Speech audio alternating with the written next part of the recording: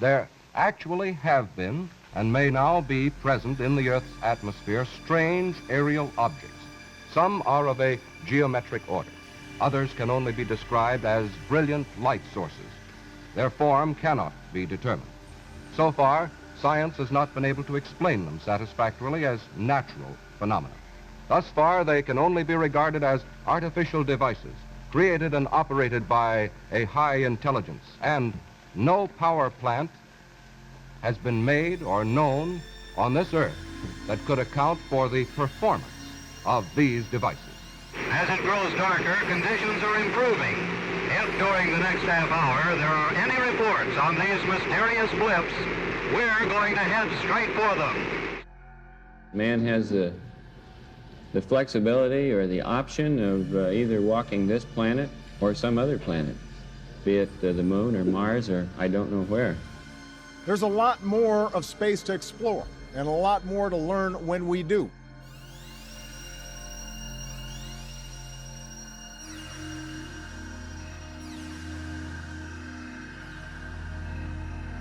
Tonight we have left the political arena for the arena where men's minds and imagination take over from established facts and provable theories. We're going to examine that unfathomable area of outer space. 10, 9, 8, 7, 6, 5, 4, 3, 2, 1, fire!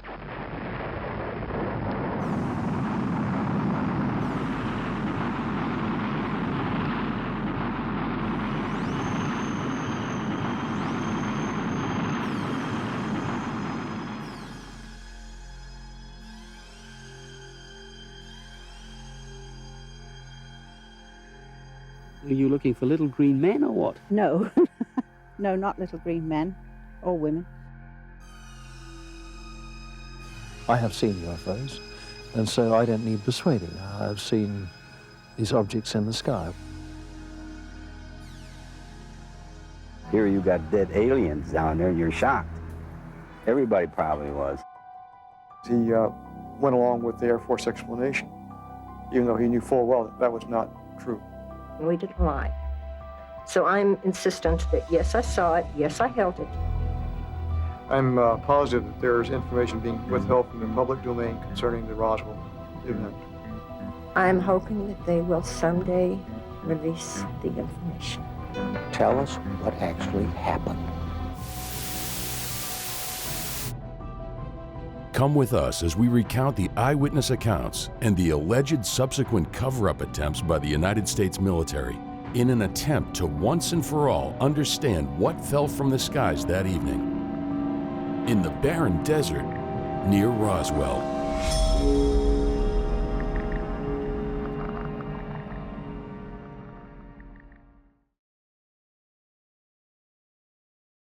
Descriptions of UFOs have remained fairly consistent throughout the ages, defined as bright lights, in formation, traveling at impossible speeds, saucer-shaped objects hurtling through the sky, then disappearing from view. What is it? All descriptions synonymous with our outer space visitors. It's easy to dismiss modern-day sightings as weather balloons or top-secret military technology. But depictions of unidentified flying objects go back long before the Wright brothers took flight, or Da Vinci putting pen to paper to sketch his flying machines.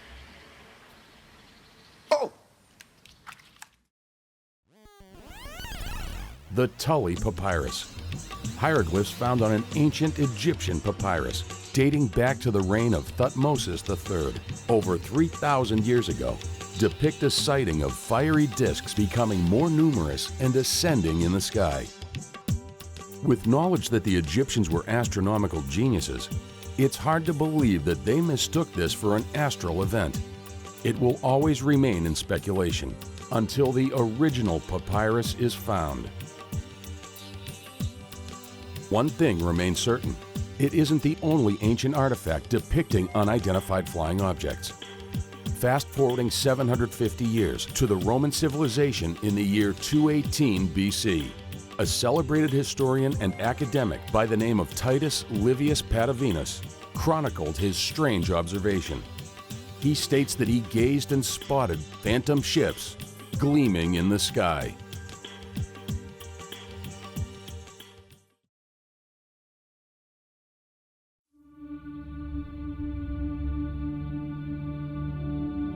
In recent history, the most pivotal and well-known UFO sighting happened in Roswell, New Mexico, United States of America, a hotbed of extraterrestrial activity. July 1947, Roswell, a small tranquil town in New Mexico, is hit by controversy. An unidentified flying object hurtles through the atmosphere and crashes into an unsuspecting farmer's ranch. Headline edition, July 8, 1947. The Army Air Forces has announced that a flying disc has been found and is now in the possession of the Army. Army officers say the missile, found sometime last week, has been inspected at Roswell, New Mexico, and sent to Wright Field, Ohio, for further inspection. This begins the conspiracy of Roswell, a conspiracy marred by mystery. After one stormy evening, rancher Mac Brazel and his son return home on horseback from checking on their flock. On returning, they stumble upon some unexplainable debris, which will later inspire investigations all around the world.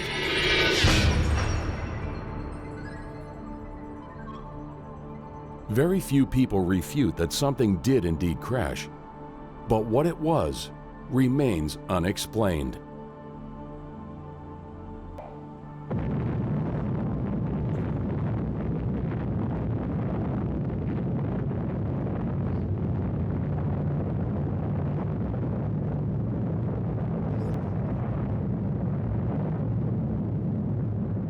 All the developments in method, equipment, and destructive power that we were studying seemed minor innovations compared to the revolutionary impact of the atom bomb. Roswell Army Airfield, a place shrouded in secrecy, was the home of the elite 509th Bomb Wing during World War II, an airstrip wherefrom the little boy atomic bomb took off to obliterate Hiroshima, a fitting place for an impact of its own. There are claims that Roswell was a significant place for an alien spacecraft to be in action on this planet because it was the home at that point of the 509th, which was the only squadron, airborne squadron, trained to drop nuclear weapons on the face of the Earth. So consequently, the two of them seem to be a little bit coincidental, to say the least. I'm a little bit skeptical about that, but I think there are good reasons why this particular crash would happen there. In the New Mexico area, you've got miles and miles of empty desert. It's a very good place to locate anything that you don't want to be overseen by the general public. Being the public relations officer for the 509th Bomb Group, Walter Haut was tasked with releasing their newly discovered information to the local news corporations, revealing they had indeed discovered the remains of a crashed flying saucer. I was called to headquarters, was given copies of a press release which stated in essence that we had in our possession a flying disc.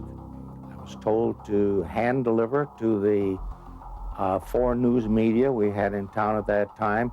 We had 2 radio stations and 2 newspapers. News outlets swiftly began distributing the story. Front page headline on the Roswell Daily Record: RAAF captures flying saucer on ranch in Roswell region. We have to consider the timing on the press release. So a few weeks before the Roswell case, I mean literally late June 1947, there had been a huge story when a guy called Kenneth Arnold had seen what were reported as flying saucers.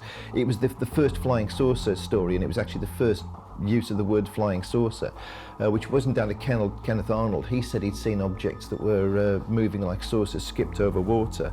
It was actually a journalist who coined the phrase. So it was current at the time, and a reasonable guess would be the following, that what the Army Air Force thought they were doing and what Walter Haut, who released the press release, thought he was doing, was sticking out a story that would be spectacular and distracting for a short amount of time, at which point they could say, oh sorry, we made a mistake, it was just a weather balloon. Not even 4 hours had gone by, and the reports were redacted. General Roger Ramey had taken charge and released a new, altered account of the events. It wasn't anything harmful or a groundbreaking discovery. Ramey implied it was just the wreckage of an experimental Army weather balloon. Was this the truth or a cover-up? I think that at the heart of this, the flying saucer press release, i.e. the press release put out by Walter Haut that said that they'd captured a flying saucer, was probably a pretty bad error of judgment in the heat of the moment, because they realized that they'd got some of their own technology and they didn't want people to know that there were experiments going on locally, and they completely over-egged the press release, which meant that they had to retract it very, very quickly. But that's the only major mistake I think they made. Everybody believed it. It was a weather balloon. The way it was handled, it was a real slick way of say, yes, we've got a flying saucer, and have a general who is much more knowledgeable, naturally, say, no, that was a new type of weather balloon. Project Mogul lasted for 2 years, from 1947 to 1949. And the intention of it was to use balloons, like weather balloons, but huge great trains of them, to lift listening devices into the high atmosphere. And the point of doing that was that they could hear in the high atmosphere, they could hear sounds from Russian atomic tests. So they were actually spying on the Russians. It was discontinued for 2 reasons. First of all, because it was only limited in its effectiveness, and secondly, because the Americans managed to find better ways of spying on the Russians. I'm totally on the side of the fact that the Roswell crash is explicable by a weather balloon, and I'm there particularly for 2 reasons. First of all, because there's a consistent story that's been investigated and re-investigated a number of times, and it's turned up quite compelling evidence to suggest that that's the true explanation. And secondly, because the competing explanations, which are to do with recovering of alien craft and alien bodies, have contradicted themselves, and there are a number of major problems with the evidence on that side. Locals of Roswell weren't having any of it. They believed it was something out of this world. My father was on the intelligence team at the Roswell Army Airfield, and it was his job to look at what they thought was a crashed aircraft or crashed something out there out of Roswell. When he came in, he was very excited. He woke my mother and myself up at must have been 1 or 2 o'clock in the morning, and he wanted us to see what he was bringing in from the field. He said, this is parts of a flying saucer. The material that I saw almost resembled something that could have been blown out through the side of the craft, like there was an in-flight explosion just spreading debris or blowing debris out of the side of the craft.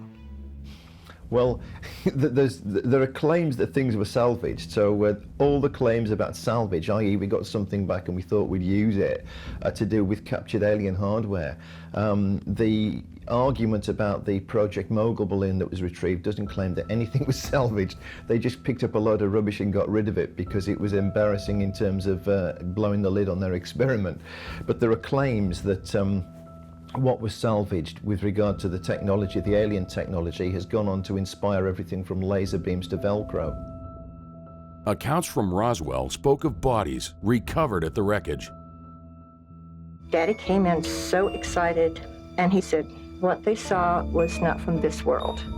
There were 2 bodies that were laying on the ground outside of this craft, and that there was one, what he called little person.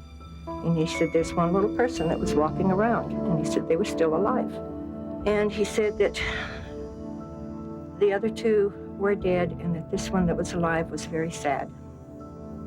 My dad would not have gotten excited over a weather balloon. He was not easily excitable, and this is the most thrilled I'd ever seen him in my life. He thought that was the most fantastic thing in the world. He kept saying, there's no need for us to be afraid. They're not here to hurt us. And he said that he really felt badly that we couldn't help them. I feel very sorry for whoever that was. If it was from some other world, planet, their family will never know what happened to them. They'll never go back home. Are there extraterrestrial bodies lying in a secret military vault somewhere? I sincerely believe we had the crash of something from outer space, because we still don't have materials that compare with the descriptions I've gotten of the material that was picked up out on the ranch and brought to town. Interplanetary visitors or not, the Army fueled speculation of alien contact with their secrecy and manipulation of their purported account of the event. There are a number of cases where the military has used UFO stories to cover up their own goings-on, and those are probably better documented than anything where subsequently they've covered up a genuine UFO story. So for example, in 1976, radar in California picked up a UFO which disappeared in one sweep of the radar, and declassification of documents later on has revealed that that was a test for the stealth bomber. I mean, an early version of that. So clearly, if it was invisible to radar and produced a UFO report, it was doing its job properly, wasn't it? One of the best known cases in terms of a documentary trail is that in 1956, American servicemen were told that they were guarding the wings and engine of a flying saucer which was crated up, and it was shipped all the way from Budapest to Fort Knox in Texas, which is typical of the kind of crash retrieval stories. You get it, you contain it, you put it somewhere safe. Although Fort Knox is not an obvious place to store a UFO. But again, documents were declassified post-Glasnost, and what they were guarding, despite the fact that they'd been told this was the wings and engine of a flying saucer, they were guarding the Hungarian crown jewels, because the Hungarians were well aware that the Russians were coming and they didn't want these national treasures to be taken out to Moscow. So there's a number of cases like that where we have a documentary case, and you can see that the use of a UFO cover story would take people's attention in a completely different direction. Or were they worried about the nation's security and reaction of the country if they revealed we had truly been visited by extraterrestrial beings? There's a jet of flame springing from the mirror, and it leaps right at the advancing men. It strikes them head on. Lord, they're turning into flames. The whole field's caught up by the woods. Previously, the country had been in mass hysteria surrounding the visitation of aliens.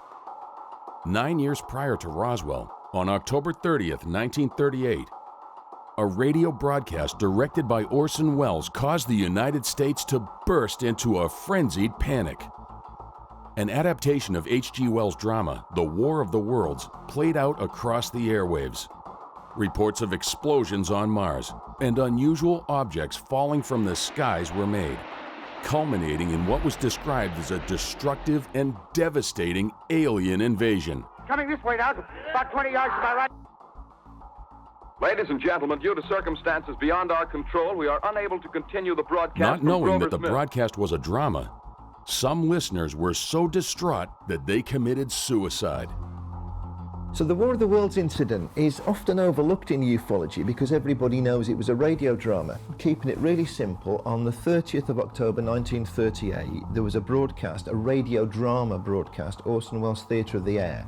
And what they did was to do a kind of reality, almost like a mockumentary. It was like a live news report. But they claimed that aliens were landing in Grover's Mill, New Jersey. And there is clear evidence that a handful of people panicked. And it so worried the United States that the first bit of serious media research was done on that particular case study. And there's a peer-reviewed university paper published about it. And they found a number of things out. First of all, that it was almost accidental that some people panicked.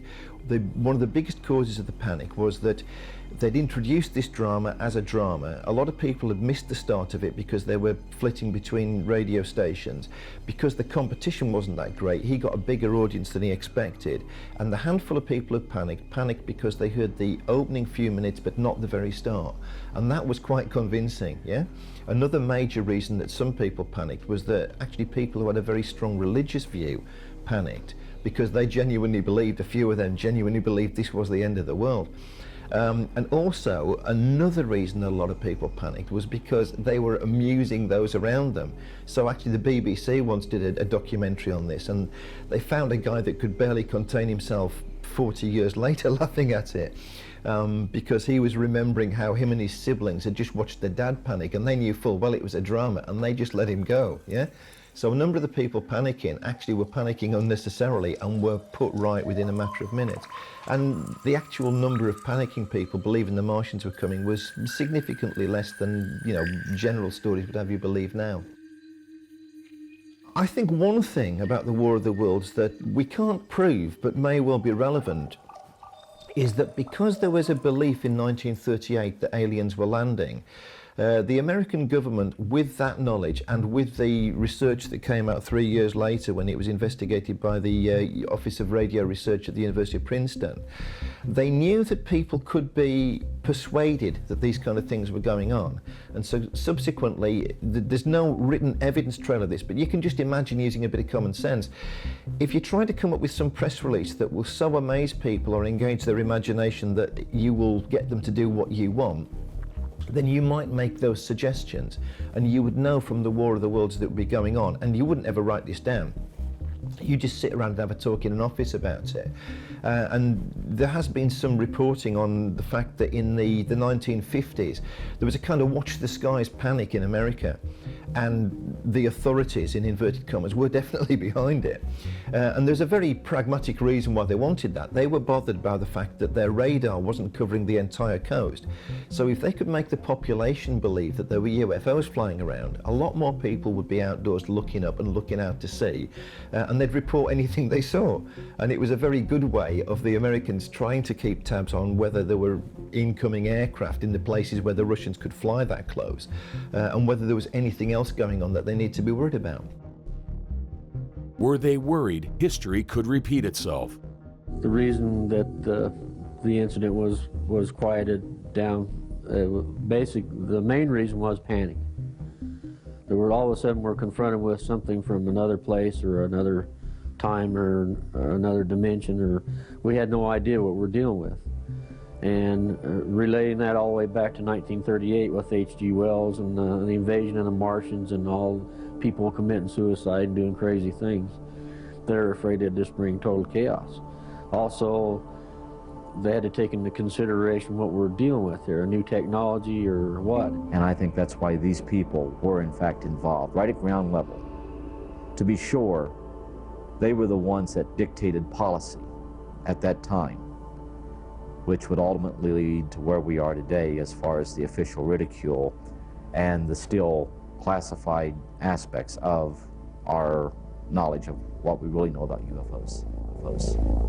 The best evidence we have from a number of eyewitness sources is that the craft and the bodies were brought to Hangar 84 on the Roswell Army Airfield and stored overnight before transport. What we understand from the eyewitness testimony is the bodies were sealed in a large wooden crate kept at the center of the hangar. It's absolutely brilliant what they did. They announced they have a flying saucer, but they've already captured it. They've already got it. There's nothing to see, so nobody goes out looking for the thing. Then they shift everything to Fort Worth. The higher headquarters says, no, those guys made a mistake. It was just a weather balloon. The press can't find Jesse Marcel because he's in Fort Worth and he's been silenced. There's corroborative testimony that suggests somebody was putting pressure on people to silence them, and they used what means were necessary to keep those people silent. With the military people, it was merely the threat of imprisonment and going to jail because they understood that. A number of people have claimed that they're being silenced with regard to things that they know about UFOs. You can't give a simple answer to this. I think it's totally plausible that some people are silenced and are lent on to be silent about UFO-related events, okay?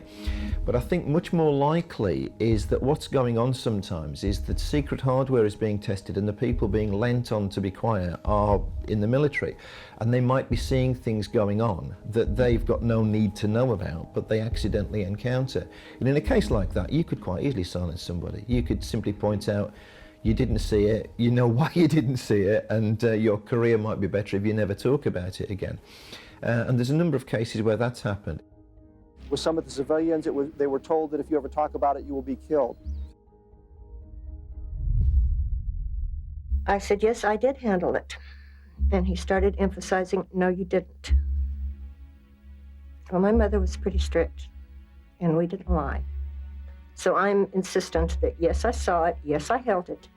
And he got mad, and he got louder, and he had one of those, looks like a small baseball bat that hooks on the side of your belt, and he took that out, and he's holding it, and he starts beating his hand. Every time he said something, he would hit that on his hand. And he would say, I want you to understand, you were never there. You did not see anything. You did not hear a conversation. And he said, if you can't understand this, there are things that we can do. He said, we could take you out here in the middle of this desert. He said, this is a big desert here. He said, no one will ever find your bodies, ever. No one will ever know what happened to you. He said, the only way I'm going to let you stay around or live is if you promise you'll never talk about this the rest of your life. So I told him I wouldn't. You know, when he came back from Carswell, after flying the debris, he did tell me not to talk about this, told my mother not to talk about this. This is a non-event. Play like it never happened. Don't even talk about this with your friends, which I didn't. And years later, he confided that he was actually part of the cover-up because he went along with the Air Force explanation, even though he knew full well that that was not true. Well, we're sitting at a bar, and this guy I knew a little bit, not real well, and I'm not going to say what town it was in, but we got to talking, and he said, well, I was at Roswell where they say the aliens crashed, and boom, that was it. He didn't say no more. You know, like he woke up and like, uh-oh, I'm shooting my mouth off. And bear in mind, there's a lot more excitement on something like that probably than preparing for the bomb. Here you got dead aliens down there and you're shocked. Everybody probably was. If he shot his mouth off, there's people, the government's knowing about it now. They've got to know about it. And maybe he's been warned already. Maybe you won't see him again no more.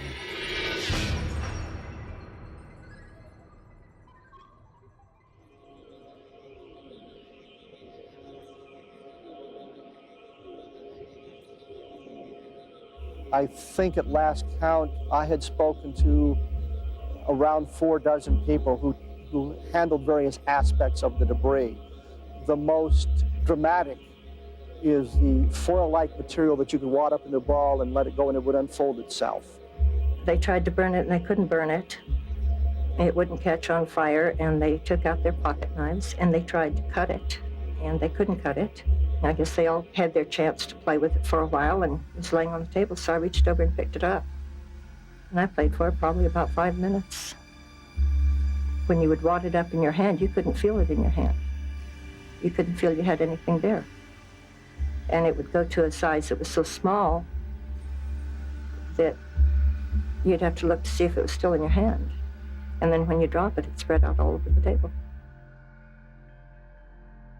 You couldn't burn it. You couldn't tear it. Take the aluminum foil, the material that looked like aluminum foil, wad it up in your hands, then it would come out without a crease on it. One of the things that I have a lot of fun with is the story about the metal that they wadded up and they crunch up in their hand and it comes back. You could crush it in your hand and it would, wrinkles would all come out. It'd just straighten back out. One of the people that interviewed me once before says, well, we don't have anything like that today. So I kind of chuckled and I waited till we got off the air and I said, you remember what you said about the technology? We don't have anything like that today. I said, but it's right before your eyes. He says, well, what do you mean? I says, well, for instance, like this. I said, I got these about 3 years ago. They're really interesting. You know, we don't have anything like that today, do we? This is called memory metal. It goes back to its original shape. I got it because I got these frames because I was always sitting on my glasses and always ended up having to buy new frames. Well, I've had these now for 3 years and obviously they're in good shape. Archive footage allegedly shows some debris from the crash of the unidentified flying object.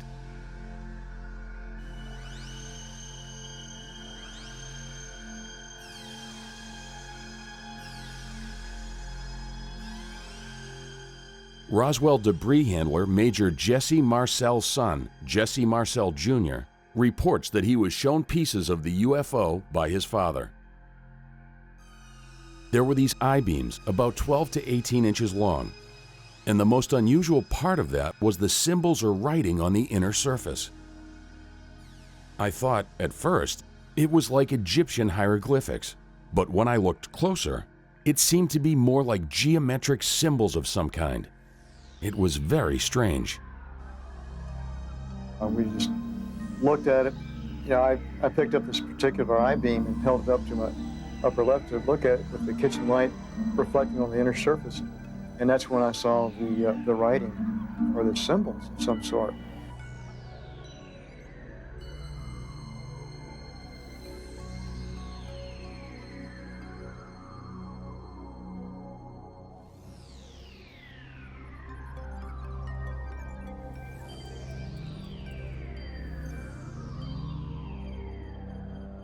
The debris in the film was somewhat different than the debris that I saw on the kitchen floor.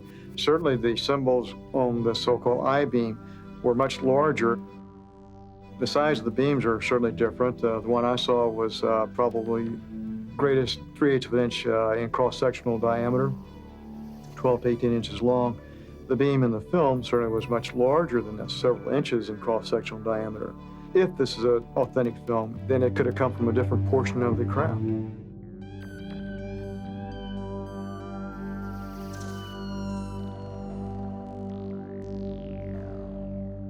What the debris looked like was stainless steel that had become in contact with very extensive heat. It would be like very bright, and then it would be a pink, and then to a dark brown, and almost to a black. Those symbols on the object that I saw on the film do not resemble any language that I studied myself. I mean, they vaguely resemble maybe capital Greek letters, but then again, capital Greek letters are different. They're not Egyptian, so they're neither Old Egyptian, Middle Egyptian, Late Egyptian, Demotic, Coptic. They're not Arabic, they're not Persian. They're not Latin, obviously, they're not Greek. The perfect workmanship of the signs themselves, the perfectly round circles, the perfectly straight lines, they don't waver and they don't vary in width and in depth as far as I can tell on the tape. I would assume that the society who produced that piece is either comparable to our own society in its technological achievement or possibly more advanced.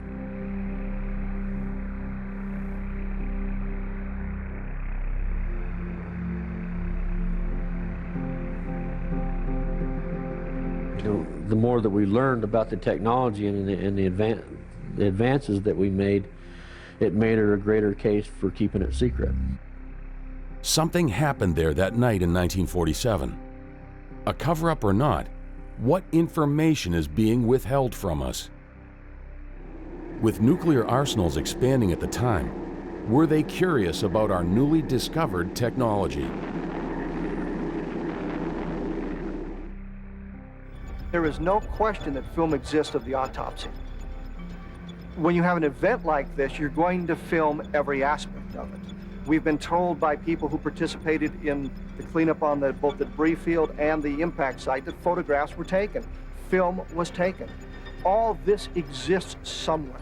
We looked at their files, interviewed now about 400 or 500 witnesses, have been at it a couple of years, and I am one scientist who has been forced farther and farther to the position that the extraterrestrial hypothesis, but I underscore that word hypothesis, is the most probable hypothesis. I'm ready to throw it over when I see something that categorically rules it out, but this is my position. The suspected crash in Roswell happened over 70 years ago. Why do we still know very little from that event? Ex-Congressman Stephen Schiff took up the fight for answers. When I sent the first request to the Secretary of Defense for a response about the Roswell incident in view of the fact that there were these accusations, essentially of a government cover-up, the response I got was a very terse letter that said in about a sentence or two from the Air Force, we referred your letter to the National Archives. That's all it said. The National Archives then said, we don't have any information about the Roswell incident, which I was convinced the Defense Department had to know before they were sending me there. So in other words, I thought I was getting the runaround. In an attempt to provoke the military, Schiff looked to the GAO. Towards the end of 1993, the General Accounting Office agreed to undertake an investigation into Roswell. Hoping to trigger a response from the Air Force, in late 1994, a new explanation of the 1947 wreckage in Roswell was given. In 1995, the GAO looked to government defense bodies, the CIA, FBI, Department of Energy, and the Department of Defense for any documentation, classified or not. All the agencies declared they had no such information on Roswell. They have disavowed the weather balloon story, but they say that it was then a different kind of balloon, a special balloon to go to very high altitude for the purpose of detecting whether the Soviets were exploding nuclear weapons in the atmosphere. I don't know that the Air Force has ever explained what took them so long to say this is the explanation, if this is the explanation. They believe that the records, in fact, were destroyed more than 4 decades ago. So there's not an individual on the job now we can just call up and say, what happened to these records? And so the GAO has simply no further recommendations or ideas on how to go farther. Further requests were made for outward telephone conversations from the Roswell airfield at the time. What they found won't shock you. All tapes had been destroyed. The only records we're talking about being destroyed are communications from Roswell Army Airfield, 509th, only atomic bombing group in the world, out moving messages. How about the analysis of the materials? How about the autopsy reports? How about the eyewitness testimony from those who stood guard, those who carried it, those who tested it at various government labs? There ought to be a ton of other paper. We're still talking about Roswell after 71 years for a number of very understandable reasons. First of all, because it's a great story. So whether I'm skeptical or not, I would thoroughly recommend anybody that's interested in Roswell to read the book The Day After Roswell. I don't believe many words in that at all. I believe that fit the author's who he claims to be, but it's a thumping good read. And there's some serious intent to me saying that stories like Roswell give us things that we really need in an age when we don't trust authorities the way we used to do, and where we don't trust other establishments like, say, the established church.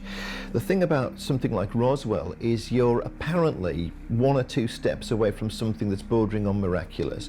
It explains your existence and it explains your place in the universe in a way that you can begin to understand.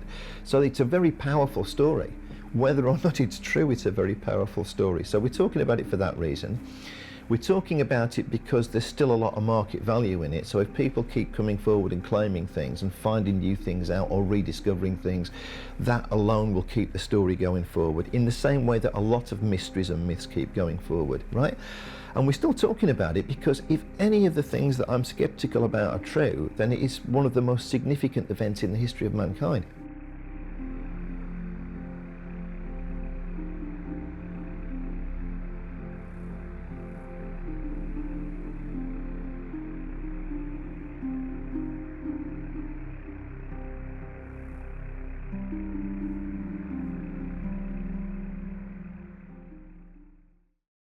One time, there was a requirement for our OIC to go to Fort Belvoir, Virginia.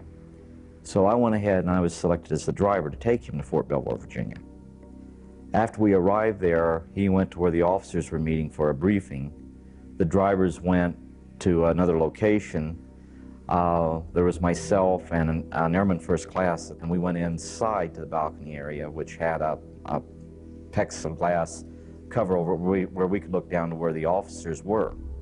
When we looked down there, we found that they were watching films. We were watching thinking, well, it has to be some type of science fiction movies that they're watching where they're splicing them together like trailers at an end of a movie. We couldn't figure out what type of movies they were. So while we were talking amongst ourselves, we looked around, we had two gentlemen come in and told us we were to follow them. The airman and myself thought we were in trouble because we'd seen all these officers being brought together with taxpayers' money, watching what we perceived to be little clips from science fiction movies. Because I honestly didn't think that we would ever be in a position where I could be so easily exposed to something like that. However, after 4 days and 5 nights of that, I went ahead and finally convinced them that I wouldn't be discussing this situation. What happened to me is what they call intensified debriefing. And I can tell you this much, in intensified debriefing, you'll go ahead and you'll take sleep over food. You'll get water, because see, it's important you have water, or you'll die. They'll provide you with food, but you slept in spurts. You'd go and lay your head down on the pillow. You'd go into what they call deep sleep. That's about 3 to 5 minutes, and you'd be woken up and you'd be taken back, put under the lamps again for more intensified debriefing. And what they'd do, they knew that you were wondering what was going to happen to you. So it had an effect on you. And that's about the gist of it. Forgive me. With regard to some of the civilian witnesses at Roswell, and with regard to some of the people who claim to be military when maybe they weren't, I think there's a huge great irony about this silencing, because the people who are claiming to be silenced are the ones who are selling the most books. In other words, their very material disproves the existence of it. I'm interested in ufology for quite complicated reasons, but at heart because it's one of the greatest mysteries that we've got. And we cannot ever know enough about it. So first of all, it engages your imagination. You hear amazing things all the time. It challenges anything that you might think to be true. So whilst I'm quite skeptical, I've met loads of people who've claimed abductions, and I would never call them liars. I've definitely met people who've had experiences as traumatic as a car accident, and the mere fact that that's going on keeps me interested, because that alone is it's mysterious, and it's a place where you can actually begin to figure things out. I'm also interested because if one story, one of these amazing stories that people claim is true, then it makes a hell of a difference to what we know about ourselves, where the planet fits within the cosmos, and all of those kind of things. And I'm interested in it because it's just an area that keeps on giving. We keep finding more things out, and the things we find out are genuinely amazing.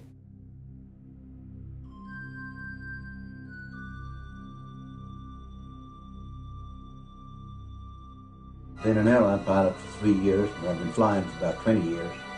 I looked over in a field one night and I saw some red lights rise out of that field. I estimated maybe about a quarter mile away. They rose to maybe 150 feet in the air, and they kind of lowered back down towards the field. And then they rose back up and they were moving constantly. And then the lights disappeared. I mean, I see meteors and stuff shoot across the sky. And I occasionally can see the light of the space shuttle going by or something like that, you know. It's nothing I can't explain. I cannot explain that. What's that?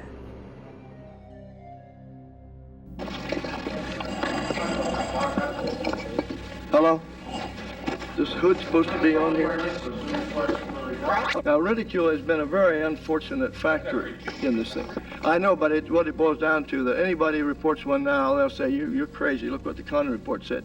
Now, if we let the Condon report go unchallenged, we would be guilty of letting these people be victimized. And there are many people who have been badly hurt by official ridicule after sightings. The airline pilots today, most of them will not report a sighting publicly. And many pilots have told me that I wouldn't report one to the Air Force if the thing flew right in the cockpit. That because they cite the case of Captain Killian, who was very badly ridiculed and finally silenced by his airline. According to his wife, said he was pressured.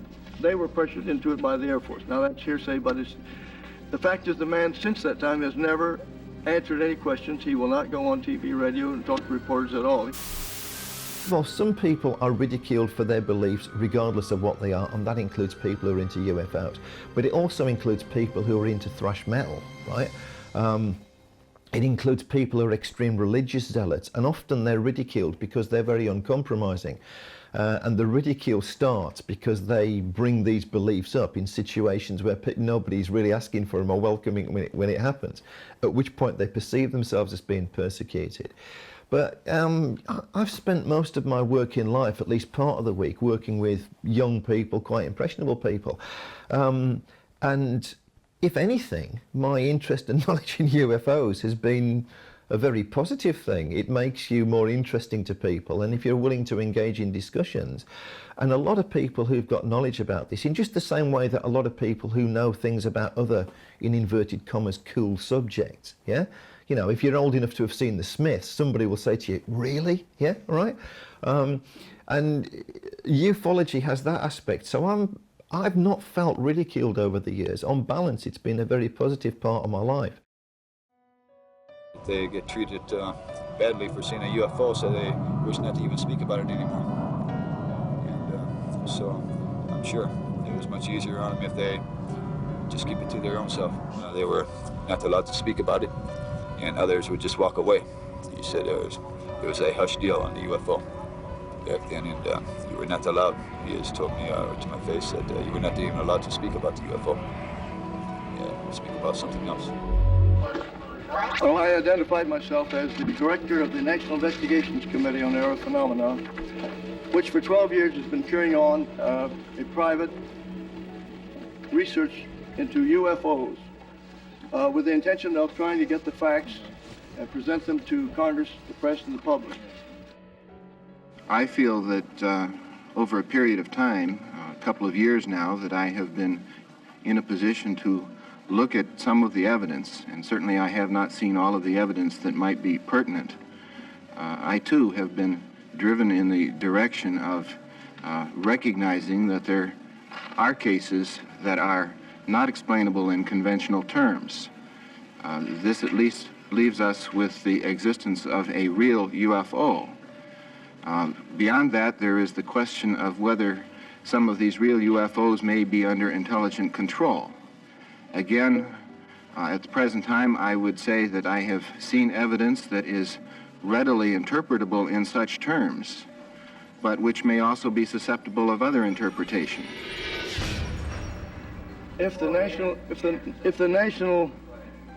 Academy of Sciences had put 1/10 as much time into investigating these things and collecting reports from competent people, I mean daylight sightings of machines, not merely lights seen at night in the sky, formation, changing formation, radar scopes showing the formations and showing objects switch from one to the other, all of which were immediately classified by Air Force regulation. If they'd spent any time looking into it, they wouldn't have made that statement. Now, I was a skeptic too. It took me almost a year before I stopped laughing about it. And I happen to have spent some time in the past year making a study of the nature of the kinds of points of view that one can have toward this problem. My conclusion in that area is that there are in fact 5 different points of view that one can have towards this problem. One of these I would label as prejudiced. A second one I would label as being party line. A third one I would label as being skeptical, and by that I mean open-minded. A fourth one would be that point of view of the believer. And a fifth one is the point of view of the contactee. Contactee, the individual who operates on the assumption that it is possible to communicate with the occupants of flying saucers or UFOs or whatever you choose to call them. Now, within this framework, we can recognize 2 points of view which are generally opposed to the reality of the UFO phenomenon, and 2 points of view which start from the assumption that the phenomenon is real. And 1 point of view, which I listed in the middle, which starts from the assumption that reports are real and may contain information that is of some potential value. Now, I've been asked to identify myself, and by now it should be obvious that I would prefer to be regarded in that middle point of view. A non-believer would be someone who did not believe at all in anything connected with UFOs, same way I used to be, thought it was nonsense, complete nonsense. It took reading hundreds of reports and talking with hundreds of witnesses, many pilots and others, before I was convinced. No, it doesn't. What it should boil down to is this: an open investigations, independent of any government agency. Maybe the government would have to provide some, but there should be some way of making it open so there would be no chance for charges of being biased, to find out what is back of this. Now, let's say that, all right, you don't have to prove the extraterrestrial answer, but here are reports that prove there have been devices under intelligent control, seen, tracked by radar, sometimes simultaneously tracked by two radar stations to get a fix on it. Now, one is often enough, but when you get two that confirm identically what is seen visually, that's a pretty tight case. Now,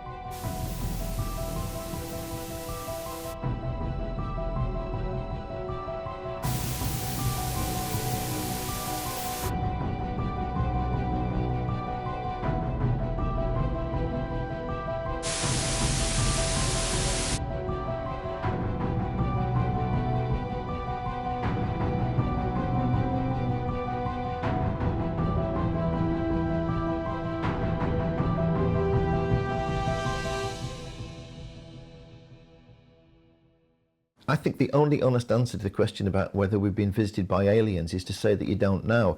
There is no irrefutable proof that we have. Okay, there are a lot of mysterious things that have gone on which are not easily explainable by any means whatsoever. Therefore, you've got to leave in any paranormal means. Okay, I'm very skeptical about whether nuts and bolts UFOs have been observed, photographed or seen up close in the last few years, which is what a lot of people do claim. I think it much more likely if we've been visited by aliens, number one, we might have been visited in ways that we wouldn't even begin to understand. So it would be akin to as if there's a safari park near here where they work on endangered species, including lions. Now, those lions don't possibly know that we're trying to preserve them because their brothers in Africa are under threat, yeah? And if we've been visited by aliens, it might be the same as that we might only see a little part of it. And that strikes me as much more plausible than whether or not we've been visited by a craft that came to abduct somebody.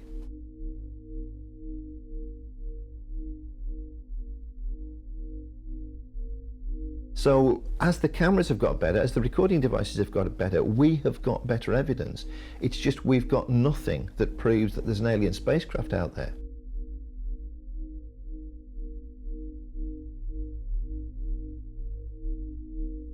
Will we ever get definitive answers regarding the unidentified flying object that crashed into the New Mexico desert? Still, there are many unanswered questions. Our history is riddled with new discoveries that were first ridiculed and rejected by the wider community. The concept of black holes, destruction of our ozone layer, the Wright brothers and their belief in air travel, Darwin's evolutionary theory. What about first contact with an alien species? We'll leave that down to you to decide. Well, now, Doctor, could they be hallucinations or some other misrepresented objects? They could, but I am firmly convinced that such an explanation is not valid for all of them. It might be in few cases, but there is still remaining a solid block of very reliable, good observations which cannot be explained by such means. You still hold to the fact that they are visitors from another planet, eh? Yes, I do, definitely. Well, now, Doctor, if that is true, if these things are visitors from another planet, and we have a great deal of knowledge on this Earth, do we not? Yes. Why haven't we been able to go to other planets? Difference might be that we hadn't time enough to do so. You think we could? You mean we could do it? With our knowledge of today, we could well do so. But we have to put up some 10 to 15 years of intensive work and to spend amounts of the order of the Manhattan Project to do so. Well, If these things that have been seen, Doctor, are visitors from another planet, why haven't they landed? Oh, I have an explanation for that too. They might regularly land outside on oceans or in uninhabited parts of countries, but they might also not be ready to tell us. Well, there you are. Is that convincing that we have interplanetary visitors in our midst?